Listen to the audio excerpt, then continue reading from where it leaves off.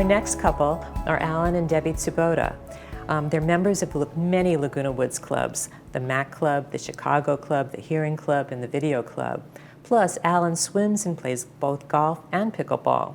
However, their major focus is with Saddleback Church, where they're involved with small groups, food distribution, and Sunday services. Alan pulls the trailer for Sunday services and is part of the music ministry. I've heard that he plays a mean set of drums. And Debbie volunteers with the women's ministries on hospitality and teaching events. Hey, Debbie and Alan, I want to thank you for coming on. Thank you so much. Thank you. I usually start with 3 questions. And the first question is, where are you from? Well, I'm from Fresno. Lived there for as long as I remember. Went to high school there and junior high, elementary, college. Went to Fresno Pacific and so basically lived in Fresno my entire life. Just can't get away from Fresno. And Debbie, where are you from? I was born in Chicago and then lived in the area, in the Chicago area until I was 18, and my parents had moved to California, so I moved to California to go to college. What college did you go to? Fresno State and then Fresno Pacific. Okay. Yeah, that's the connection. All right. How long have you guys been a couple? This year we will be celebrating our 42nd anniversary. And how long did you know each other before that? About a year and a half. Mm-hmm. Okay, so 43 and a half years. And how long have you been in Laguna Woods? Since 2018. 2018, so just 2 years before the shutdown. Yes. Okay. All right, let's get to business. How'd you meet? Well, in the 1980s, I was finishing my student teaching assignment, and teaching positions were not very plentiful. But the master teacher I had went to the principal. I didn't know about this, but she asked him if he would hire me. And he said that he would, except he doesn't have any positions. So she said, if she resigns her position, would he hire me to take her slot? And he said that he would. And so she resigned and gave me her teaching assignment. And so that's how I got started. Wow. And then a little bit later, the principal called me into the office. It was a Wednesday, I remember this. And he asked me if I would be willing to take a student teacher. And I said, I really don't think it would be a good idea because it's my first year teaching. And he said, well, you had Jane. She's the best. You'll be fine. Plus, the university is putting pressure on me to place these students. So I said, well, for you, I would, because I really liked the principal. What were you teaching? I was a special ed teacher. Okay. And he says, who knows? You might have this pretty young gal fall in love, get married, and live happily ever after. And so after he said that, we both started laughing. Thought it was really funny. So he shares the story with other teachers on staff, and I'm sharing with other people our conversation, and that's kind of what happened there. So when it came time for me to need a supervising teacher for special ed that same year, first of all, our last name is Japanese, yes, and it's got the TS, and people look at that and have a lot of trouble pronouncing Tsubota. So they were mangling it. I had no idea how to say his last name. So I show up to the meeting, the orientation, where you meet your supervising teacher, and I said, oh, is Mr. Swoboda, is he here now? And there was a lady and a gentleman sitting at, a very young gentleman sitting at a table. And they look at each other and they go, yeah, he's here somewhere.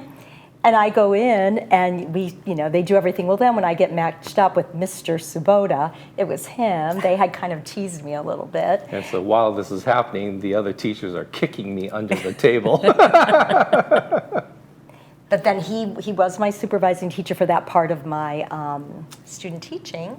And we didn't date right away. This was still it was in Clovis. Okay, Clovis. That's near Fresno. Yeah. Okay.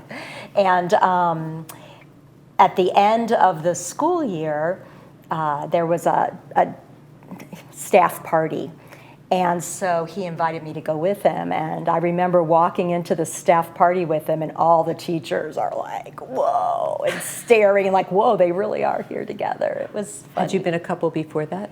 No. Oh, so that was where you took her on the first date?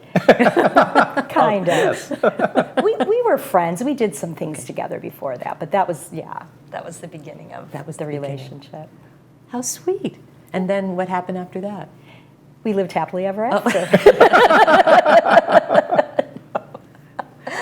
Well, I got a position. I interviewed to go to grad school. I mean, I was going to go to grad school at Cal Poly. And then there's this little town out in the middle of the desert, right at the end of Death Valley. And the lady in one of the offices said, why don't you interview with them just to get practiced interviewing? And Alan was at the school in Fresno. He was teaching working in school. Fresno at this time. So I interviewed, and the gentleman was very persuasive and convinced me to work a year and then go to grad school.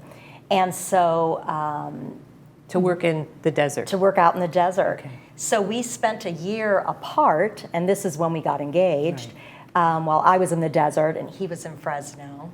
And that was an interesting way to really start a relationship. So is the long climate in distance. the desert much different than the climate in Fresno? Well, yes, it's Okay. extremely hot in the summer, 125 Oh. in the shade, Okay. and extremely cold in the winter, be in the teens. Okay. Sorry, I And- didn't mean to interrupt. No, okay, so no. you were working in in the desert for a year. And he would come down and visit on weekends, things like that. And the principal there really liked him, and she was going to move on to another position. And so they hired him as a special ed teacher. So he came to the desert. Oh. I will say the incentive there is that they paid a lot more money Okay. to get people out in the desert. So we were going to live there 5 years. We said we could live just about anywhere for 5 years. Yeah. Yeah, just about anywhere. But we ended up developing a community there, getting involved in a church. Our children ended up having our children, and it was kind of nice raising our kids in a small town. They could play they could play football in the street. They could go out in the desert in quads, and so it was kind of a nice place to raise. What was the name of the town? It's Trona. Oh, Trona. But it's right outside of Ridgecrest. There's China Lake Naval Base. Okay, so is it's over on the there. way to Mammoth. Yes, mean, you see east it, of there. yeah. Yeah. So I'm sorry, how many years were you there? We were there 35 years. Okay, and then you started, what were you teaching, Debbie? I was teaching first grade, then kindergarten. Okay, and you were teaching special ed. Right. And then what happened? And then the principal asked if I would be the administrator on site when she had to leave because I had 2 paraprofessionals and could leave my classroom. And so Okay. I said, sure. Okay. And later she asked me if I would consider applying for principal. And I said, well, no, I'm really not interested. And she says, well, just find out from the university how close you are and submit your name as an applicant and just kind of go through it as if it's practice. Why is the university involved? Because it's a different credential. Oh, And okay. so I checked with the university. They said if I really wanted to work during the summer, and they could have me finished in the summer. So I decided to do that. I went through the interview process, and during the middle of the interview, I kind of stopped, and the board president who was there asked me if there was a problem. And I said, well, yes, I'm afraid you guys are going to hire me. Because, and she said, well, would that be a problem? And I said, well, I'm just doing this for practice. I'm really not interested. She goes, well, why don't you just do it for a year, see if you like it, and then decide. Right. So I did that for 34 years. He was the youngest principal they'd ever had. He was only 29. So 20 yeah, so you must have been 28. you taught for like 3 years. I taught in Trona Right. for a year and a half, And how long did you teach in Fresno? 2 years. 2 years. So yeah, so you hadn't taught very long No. to become a principal. Wow. And this was in elementary school? Correct. Okay, Was. perfect. And so he was my boss. Usually it's the other way around. Usually you move to the guy's place, Right. place of work, and instead Yes. you came to Debbie's. How sweet. Yes. And it was nice because because it was a small town and cost of living was low, I was able to stay home and get involved with the church for the time that our children were growing up, which is what I wanted. So you were able to drop out of teaching? Yes. Ah, I okay. substituted, and then I worked at the church had a small private school, and I worked there some, but it was nice that we could do that. Perfect. And I understand how many you have two sons, right? We Two have sons. 2 boys. 2 boys, and how many grandkids? 2, well, 3, but we just haven't met one yet. He'll be born in July. Oh, well, congratulations. But we're looking forward to meeting him too. I have 2 new grandsons too, so it's Yes. really a sweet time. It is, isn't it? It's like you have this place in your heart that you didn't know you had, Right, and God opens right, it up when you have your right. grandkids. How can you love so much? You didn't even realize you had that, right? I know, It's great. right? Well, anyway, wow, that's a cute story. I like that story. Thanks. You followed her and got the job. The good job. Anyway, I just got the 2-minute warning, so I want to thank you guys for coming on. It's really, I'm really happy that you were here, and it's fun to have you here. So thank you. Thank you. Thank you.